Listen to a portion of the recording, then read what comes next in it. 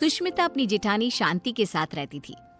दिखाने को दोनों देवरानी जेठानी एक दूसरे से बहुत प्यार करती थी, लेकिन देवरानी जेठानी के बीच की लड़ाई उन दोनों के अलावा अगर कोई जानता था तो वो थे उनके पति। उन दोनों में हमेशा ही लड़ाई होती रहती थी, कभी खाने को लेकर तो कभी कपड़े को लेकर। ऐसे ही एक दिन सुष्मिता का पति वरुण अपनी पत्नी और अपनी भाभी शांति से कहता है, सुष्मिता भाभी और भैया, मैं सोच रहा था कि इस घर में एक नौकर रख लेते हैं, क्योंकि इस बड़े से घर में मेरी भाभी माँ और मेरी प्यारी पत्नी के अलावा और कोई नहीं रहता। इस घर की सफाई करने में इन दोनों का कितना समय बीत जाता है, ये हमारे लिए खाना कैसे बना पाएंगी। तो मैं सोच रहा हूँ कि इस घर में एक नौकर को ले आता हूँ। वरुण, आइडिया बुरा नहीं है, लेकिन इन दोनों का झगड़ा देखकर मुझे लगता है कि हमें 2 नौकर रखने चाहिए।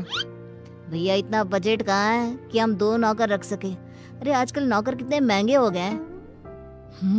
ये बात तो है। ठीक है, फिर 1 नौकर रख लेते हैं।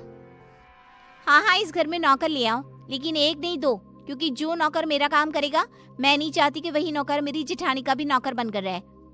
हाँ, मैं भी नहीं चाहती कि मेरा नौकर तेरा काम करे। हाँ, तो कह दीजिए ना जेठ जी को कि आपके लिए भी नौकर ले आए वो। हाँ, मेरा पति मेरे लिए नौकर तो ले ही आएगा ना, क्यों नहीं लाएगा। इस तरह दोनों के बीच एक बार फिर से झगड़ा हो जाता है।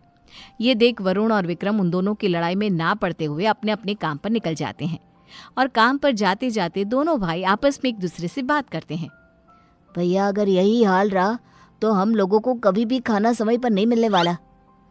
हाँ, तुम सही कह रहे हो वरुण, इसलिए आज शाम को ही हमें एक नौकर का बंदोबस्त करना होगा। इस तरह विक्रम और वरुण अपने काम पर चले जाते हैं, तो वहीं दूसरी तरफ सुष्मिता और शांति की बहस होती रहती है। वो दोनों अपनी बहस में इतनी मगन हो जाती हैं कि उन दोनों को पता ही नहीं चलता कि कब समय बीत चुका है। ऐसे ही शाम हो जाती है, और शाम के वक्त जब डोरबेल बजती है, सुष्मिता दरवाजा खोलती है।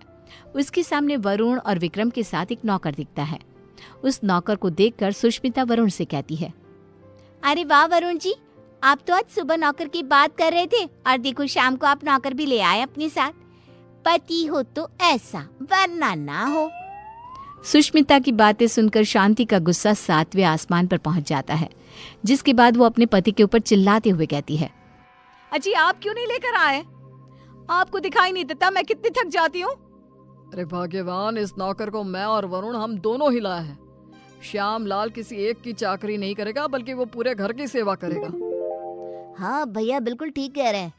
श्यामलाल, किचन ऊपर है, जाकर खाना बना दो। ठीक है साहब। श्यामलाल किचन में जा ही रहा था कि तभी शांति उसे रोकते हुए कहती है, अरे श्यामलाल, पहले तुम मेरा और विक्रम जी का खाना बना देना। इन दोनों को क्या है, इन दोनों का आराम से बनाते रहना, क्योंकि ये लेट नाइट्स होते हैं। ठीक है मैम साहब। अरे ऐसे कैसे? श्यामलाल, पहले तुम मेरा खाना बनाओगे। बेचारा श्यामलाल उन दोनों की बात में फंस जाता है। वो सर पर हाथ रखकर बैठ जाता है, क्योंकि उसे समझ में ही नहीं आ रहा था कि पहले किसका खाना बनाया जाए। ये देख अब विक्रम श्यामलाल का समय फिक्स कर देता है, और अपने समय अनुसार श्यामलाल अपना काम करता है।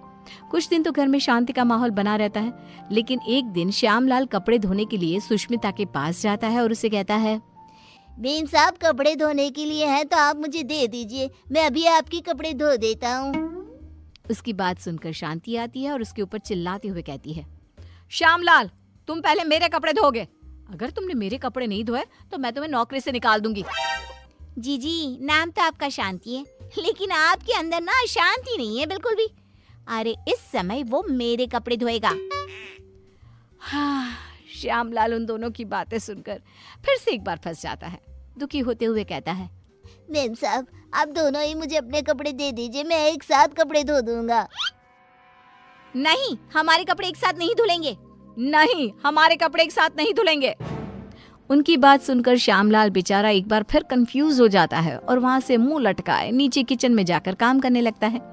ऐसे ही समय बीतने लगता है, और एक दिन श्यामलाल शांति के कमरे में कुर्सी पर खड़ा होकर पंखे को रगड़ रगड़ के साफ कर रहा था। ये देख सुष्मिता नौकर के ऊपर चिल्लाते हुए कहती है, श्यामलाल, तुमने आज तक इस तरह से मेरे कमरे की सफाई तो नहीं करी।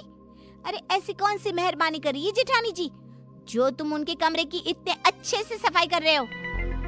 श्यामलाल कुछ बोलता तभी शांति आ जाती है और सुष्मिता को जवाब देते हुए कहती है, देवरानी जी, आप कुछ नहीं बोल सकती क्योंकि अभी आपके कमरे की सफाई का समय नहीं आया है, तो आप मेरे कमरे में आकर अपना लेक्चर मत दो श्यामलाल को। सुष्मिता मुंह बनाते हुए वहां से अपने कमरे में चली जाती है। कुछ समय बाद श्यामलाल सुष्मिता के कमरे की सफाई करने आता है। सुष्मिता श्यामलाल से अपने दरवाजे को भी घिसवाती है और अपने शीशे को भी चमकवाती है। कभी अपने कमरे के फर्श को अच्छे से रगड़वाती है और इस तरह श्यामलाल पूरी तरह से फंस जाता है।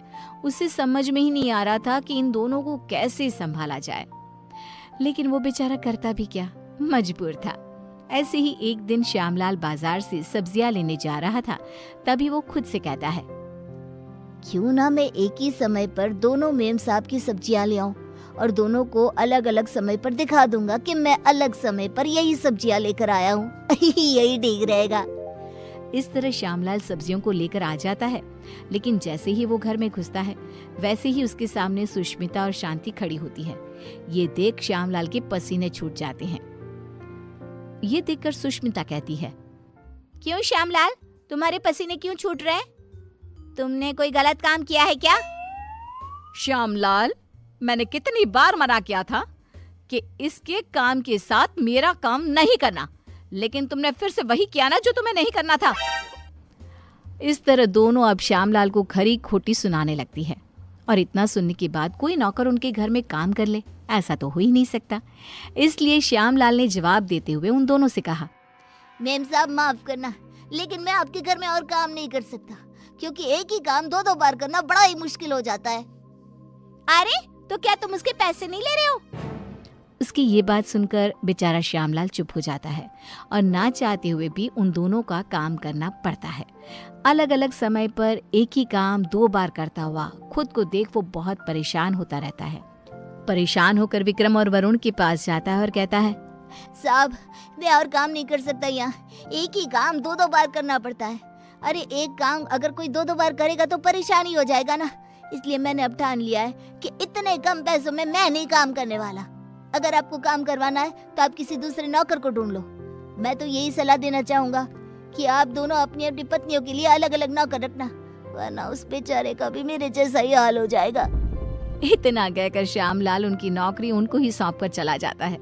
इस तरह बेचारे वरुण और विक्रम परेशान हो जाते हैं। कुछ समय बाद उन दोनों की पत्नियां हॉल में आती है और अपने पतियों से कहती है, अरे श्यामलाल कहाँ है? अरे श्यामलाल कहाँ है? दोनों भाई एक दूसरे की तरफ देखते हैं और कहते हैं, वो काम छोड़कर चला गया, तुम दोनों ने उसके नाक में दम कर रखा था। अच्छा, तो हम लोगों ने उसके नाक में दम कर रखा था तो तुमने उसको निकाल दिया ना, तो अब इस घर का काम तुम लोग ही करोगे। हाँ, मेरी देवरानी बिल्कुल सही कह रही है, अब इस पूरे घर का काम तुम लोगों को ही करना होगा। इतना कहकर दोनों देवरानी जिठानी चली जाती हैं। अब बेचारे वरुण और विक्रम दोनों को ही घर का काम करना पड़ता है। घर की सफाई, कपड़े धोते, बर्तन धोते और खाना बनाने के बाद बेचारे दोनों ऑफिस जाते।